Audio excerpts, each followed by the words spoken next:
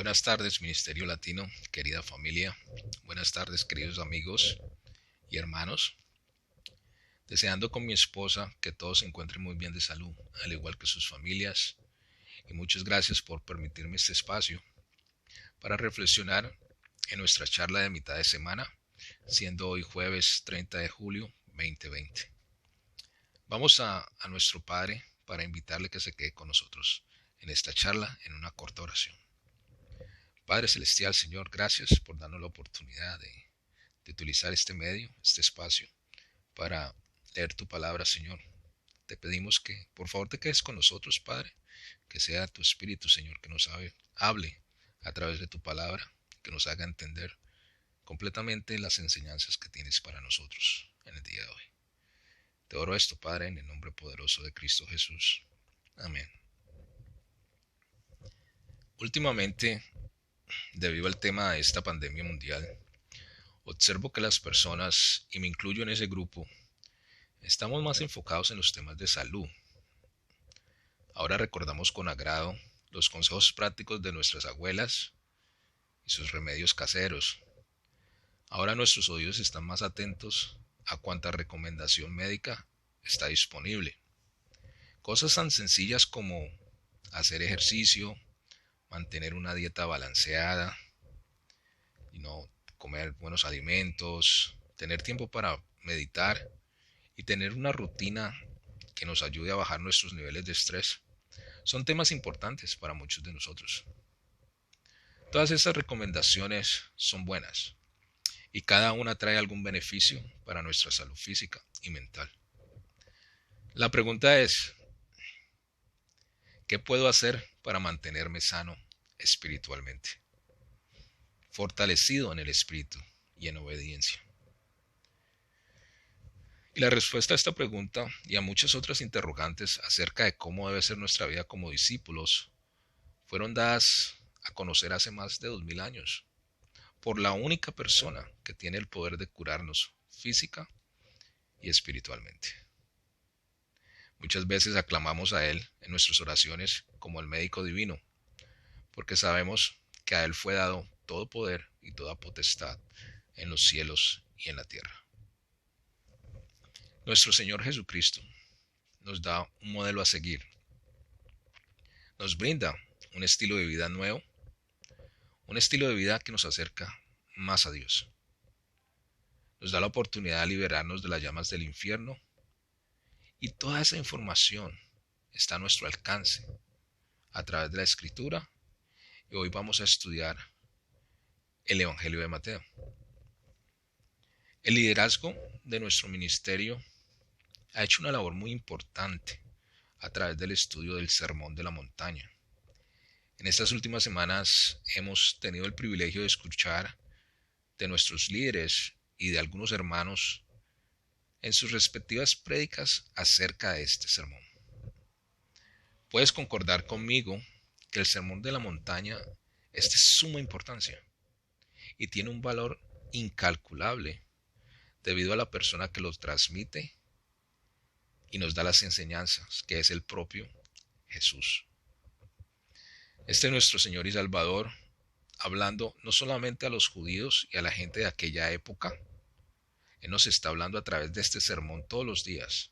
Te habla a ti y me habla a mí y le habla a las generaciones futuras. En el principio del Evangelio de Mateo, a Jesús se le llama Emmanuel, que significa Dios con nosotros. Y al final, Jesús envía a sus seguidores al mundo con una promesa diciendo: les aseguro que estaré con ustedes siempre. Mis queridos hermanos, no importa cómo te sientas o en qué situación te encuentres, escucha las palabras de Jesús. No estamos solos y Dios está con nosotros. No sé tú, pero para mí es más que suficiente que Él esté conmigo. A Él es la persona que realmente necesito en mi vida, hoy y siempre. Mi esperanza está puesta en Él. No hay nada de lo que el mundo me pueda ofrecer que reemplace esa promesa. Me permito comenzar la reflexión de esta tarde con las mismas palabras de Jesús. Arrepiéntanse porque el reino de los cielos está cerca. Teniendo en cuenta las últimas prédicas que hemos escuchado, me dispongo a hacer un tour, un viaje, a través de las enseñanzas plasmadas en Mateos capítulos 5 y 7, y les pido que por favor me acompañen a este viaje, donde juntos podemos reflexionar en las enseñanzas de Jesús, repasando 19 temas que Él tocó en su sermón, en su prédica, que nos ayudarán a tener un mejor entendimiento para dar respuesta a la interrogante de hoy. ¿Qué puedo hacer para mantenerme sano espiritualmente? Número 1. Las bienaventuranzas. Jesús cita muchos ejemplos del por qué debemos sentirnos dichosos en el Evangelio de Mateo. Mateo capítulo 5 versículos 11 y 12 dice: dichosos serán ustedes cuando por mi causa la gente los insulte, los persiga y se levante contra ustedes toda clase de calumnias. Alégresen y llénense de júbilo, porque les espera una gran recompensa en el cielo. Así también persiguieron a los profetas que los precedieron a ustedes. Número 2. La sal y la luz.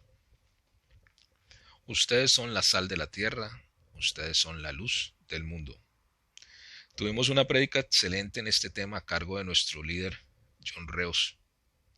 Cubrió realmente muy bien, muy puntualmente, el por qué somos llamados a ser luz y sal para este mundo. Número 3. El cumplimiento de la ley. Mateo 5, versículos 17 al 18, Jesús dice: no piense que he venido a anular a la ley y los profetas. No he venido a anularlos, sino a darles cumplimiento. Les aseguro que mientras existan en el cielo y la tierra, ni una letra ni una tilde de la ley desaparecerá hasta que todo se haya cumplido. Número 4. Jesús tocó el tema del homicidio, ¿no? En este segmento Jesús cita lo que la ley estipulaba en el tema de matar y sus consecuencias, utilizando como ejemplo la relación con otros pecados como la ira, el enojo, el insulto y el maldecir a otros. Y nos deja una enseñanza muy clara en Mateo 5, versículos 23 y 24. Jesús dice: por lo tanto, si estás presentando tu ofrenda en el altar y allí recuerdas que tu hermano tiene algo contra ti, deja tu ofrenda allí delante del altar. Ve primero y reconcíliate con tu hermano, luego vuelve y presenta tu ofrenda. Nuestro querido hermano Ramiro predicó el tema Un mundo furioso el domingo pasado, donde nos habló sobre la ira y el enojo, citando 15 escrituras bíblicas como fundamento en sus enseñanzas, concluyendo su prédica con esta frase: vivir para otros es un principio bíblico muy propio del Sermón del Monte. Quien no vive para servir, no sirve para vivir. Sabias palabras. Número 5. El adulterio. ¿Cuántos de nosotros no hemos caído en este pecado? Mateo 5, versículos 27 y 28. Jesús dice: ustedes han oído que se dijo, no cometas adulterio. Pero yo les digo que cualquiera que mire a una mujer, lo va a cambiar un poco, a una mujer y a un hombre, y lo codicie o la codicie, ya ha cometido adulterio con ella o con él en el corazón. Hermanos y hermanas, debemos estar atentos a estas palabras. Número 6. El divorcio. Mateo 5, versículos 31-32. Se ha dicho: el que repudia a su esposa debe darle un certificado de divorcio. Pero yo les digo que, excepto en caso de inmoralidad sexual, Todo el que se divorcia de su esposa la induce a cometer adulterio. Y el que se casa con la divorciada comete adulterio también. Número 7. Aquí Jesús tocó el tema de los juramentos. Mateo 5, versículos 34-36. Pero yo les digo, no juren de ningún modo, ni por el cielo, porque es el trono de Dios, ni por la tierra, porque es el estrado de sus pies, ni por Jerusalén, porque es la ciudad del gran rey. Tampoco jures por tu cabeza, porque no puedes hacer que ni uno solo de tus cabellos se vuelva blanco o negro. Número 8, y esto es algo que es muy común y lo hemos escuchado muchísimas veces. Ojo por ojo, diente por diente. Mateo capítulo 5, versículos 38-39. Dice, ustedes han oído que se dijo, ojo por ojo, diente por diente. Pero yo les digo, no resistan al que les haga mal.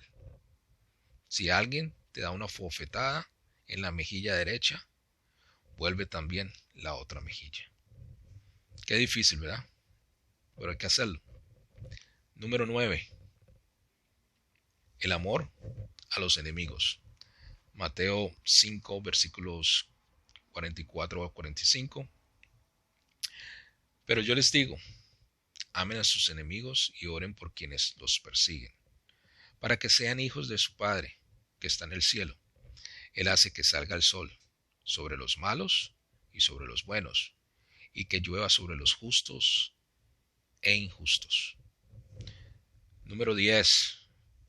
El tema de dar a los necesitados. Y aquí ya nos movemos a Mateo 6. Mateo capítulo 6, versículos 3 y 4. Más bien, cuando des a los necesitados, que no se entere tu mano izquierda lo que hace la derecha, para que tu limosna sea en secreto. Así tu Padre, que ve lo que se hace en secreto, te recompensará. Número 11. La oración. Hermanos, la oración tiene que ser parte de nuestro estilo de vida.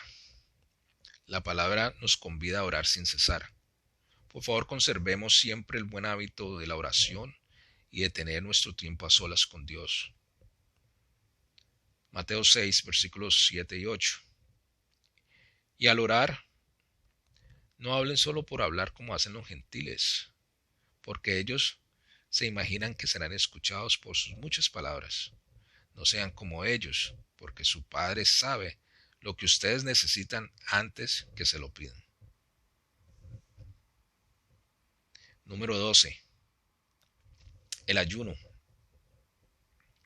Aquí en Mateo 6, versículos 17 al 18, Jesús dice, pero tú, cuando ayunes, perfúmate la cabeza y lávate la cara, para que no sea evidente ante los demás que estás ayunando, sino solo ante tu Padre, que está en lo secreto, y tu Padre, que ve lo que se hace en secreto, te recompensará.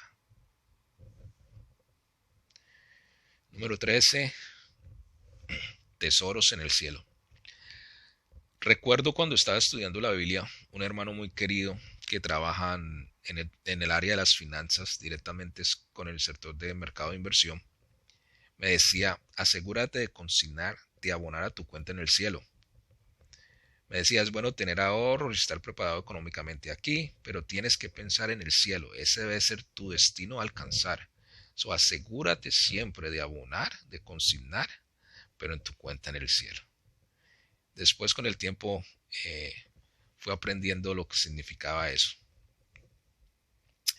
Mateo capítulo 6, versículos 20 al 21.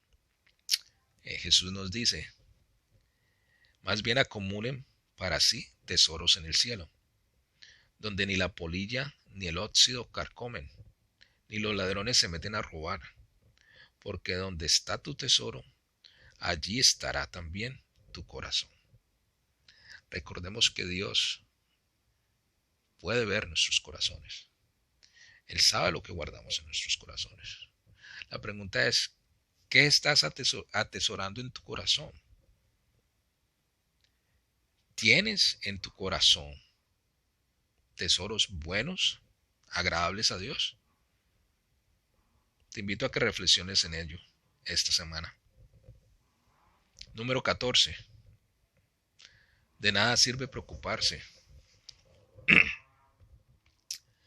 Aquí vamos a ver a Mateo capítulo 6, versículos 27 y después vamos a saltar al versículo 33 y 34. Aquí Jesús nos hace una pregunta, la cual todos sabemos la respuesta. ¿Para qué preocuparnos por lo que no tenemos control? La pregunta es la siguiente. ¿Quién de ustedes, por mucho que se preocupe, puede añadir una sola hora al curso de su vida? Después en los versículos 33 y 34 dice, más bien, busquen primeramente el reino de Dios y su justicia, y todas estas cosas les serán añadidas. Por lo tanto, no se angustien por el mañana, el cual tendrá sus propios afanes, cada día tiene sus propios problemas. Número 15. Y aquí vamos a saltar al capítulo 7, versículo 3. El juzgar a los demás. Dice Jesús, ¿por qué te fijas en la astilla que tiene tu hermano en el ojo y no le das importancia a la viga que está en el tuyo? Es una interrogante. Vuelvo y la repito. ¿Por qué te fijas en la astilla que tiene tu hermano en el ojo y no le das importancia a la viga que está en el tuyo? A muchos nos llega, a muchos nos toca este versículo, ¿verdad? Qué fácil es juzgar a los demás y qué difícil es ver nuestros propios defectos y muchas veces hasta nuestros propios pecados. Número 16. Pidan, busquen, llamen. Mateo capítulo 7, versículos 7 y 8. Pidan y se les dará. Busquen y encontrarán. Llamen y se les abrirá. Porque todo aquel que pide, recibe. El que busca, encuentra. Y el que llama, se le abre. Hay que practicar eso. Pedir, buscar y llamar. Pero siempre buscando, pidiendo y llamando en el lugar correcto, en el lugar acertado. Como discípulos siempre debemos buscar nuestros consejos en nuestra comunidad, con nuestros hermanos y hermanas en el ministerio, antes de ir a buscar consejos con amigos en el mundo. Muy importante eso. Con discípulos con los cuales tienes confianza, si has mantenido una relación, has aumentado una relación, una amistad verdadera, genuina, siempre vas a tener la oportunidad de tener y obtener un mejor consejo que buscando un consejo afuera con tus amigos del mundo. Número 17. La puerta estrecha y la puerta ancha. Mateo capítulo 7, versículo 14. Pero estrecha es la puerta y angosto el camino que conduce a la vida, y son pocos los que la encuentran. Número 18. El árbol y sus frutos. En este pasaje Jesús nos advierte algo muy importante. Nos advierte sobre los falsos profetas. Y dice, vienen a ustedes disfrazados de ovejas. Mateo capítulo 7, 21. Jesucristo nos dice, no todo el que me dice Señor, Señor, entrará en el reino de los cielos, sino solo aquel que hace la voluntad de mi Padre que está en el cielo. Tengamos eso presente. Y el último tema que toca Jesucristo aquí en el Sermón de la Montaña es el tema de el prudente y el insensato. Pienso que las palabras con que Jesús termina su sermón son muy claras, directas, y si no las ponemos en práctica no vamos a estar saludables espiritualmente. Son Mateo capítulo 7, versículos 26-27. Jesús dice, pero todo aquel que me oye estas palabras y no las pone en práctica es como un hombre insensato que construyó su casa sobre la arena. Cayeron las lluvias, crecieron los ríos, soplaron los vientos y azotaron aquella casa. Esta se derrumbó y grande fue su ruina. ¿De qué nos sirve, hermanos? ¿De qué nos sirve estudiar, leer Mateo, este capítulo, el Sermón de la Montaña, si no lo vamos a poner en práctica? Aquí es donde estamos encontrando la respuesta a nuestra interrogante del día de hoy. ¿Qué debemos hacer para mantenernos saludables espiritualmente?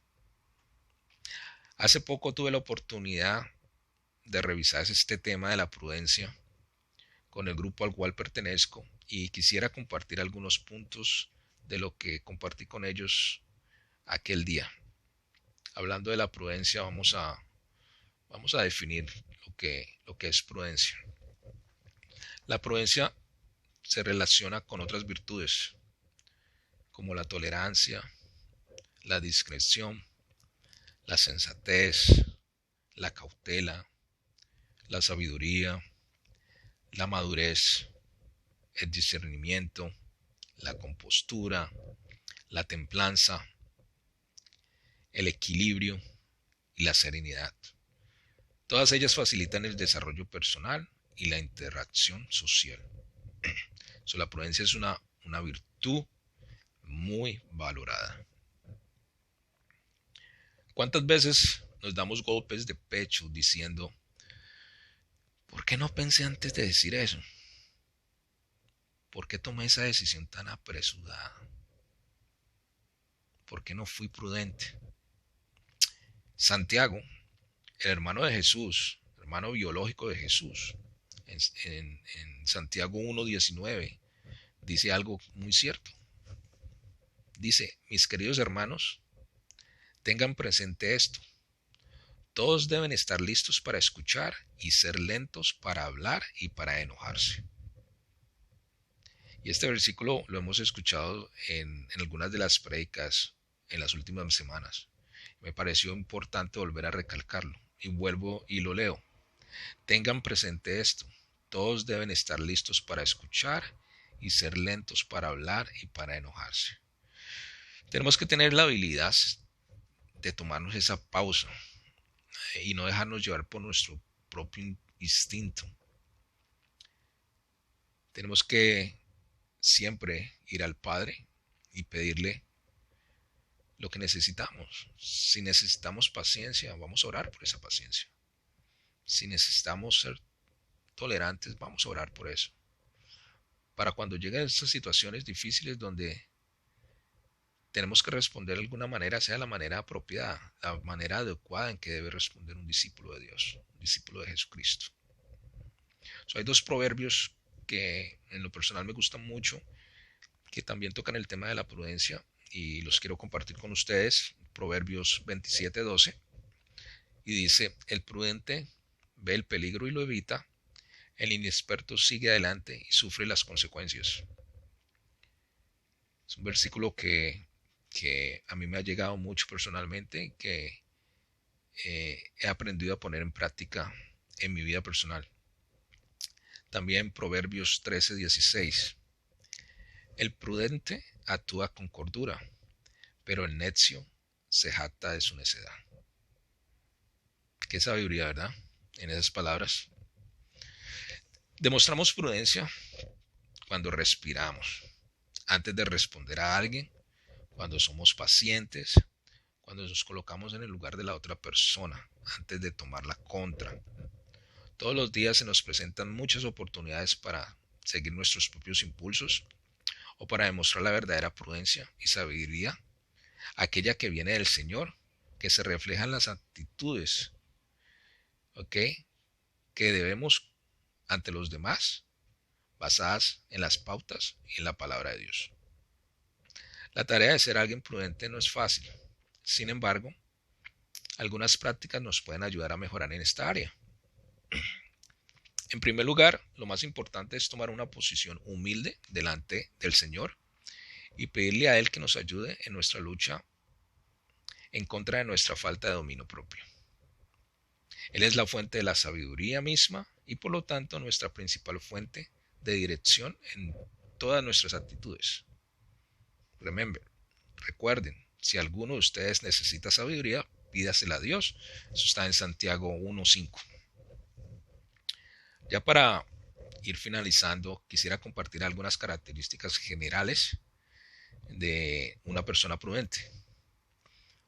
Una persona que vive en la prudencia actúa con sensatez, vive la templanza, piensa antes de hablar y del efecto que pueden producir sus palabras o sus acciones. Las personas prudentes tienen un profundo conocimiento de la realidad que las rodea. Conocen y se informan de lo que existe a su alrededor, aprenden de ello y lo retienen en su memoria. Su forma de actuar es la consecuencia de ese conocimiento de la realidad.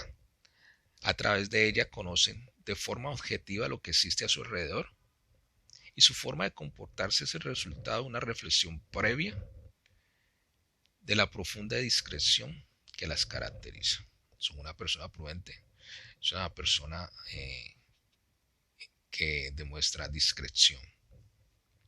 Conocen la importancia de reflexionar y considerar los efectos de los actos y de las palabras, cómo las palabras pueden causar efectos negativos en los demás, teniendo como resultado el acierto de su forma de actuar. Esto no significa que el prudente no se equivoque, no, también está expuesto a equivocarse.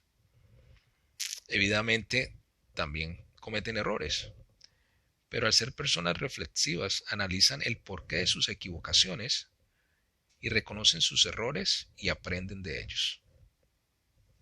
Se llevan una enseñanza cada vez que cometen un error, así no tienen que volver a cometerlo.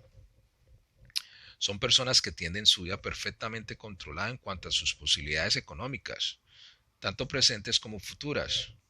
Son responsables ante todo aquello que poseen, cuidando de sus cosas y procurando no dejar nada a la improvisación.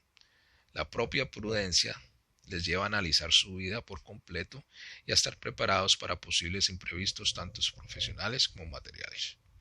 Nosotros como discípulos tenemos la gran responsabilidad de que somos los administradores de todos los recursos que Dios nos da.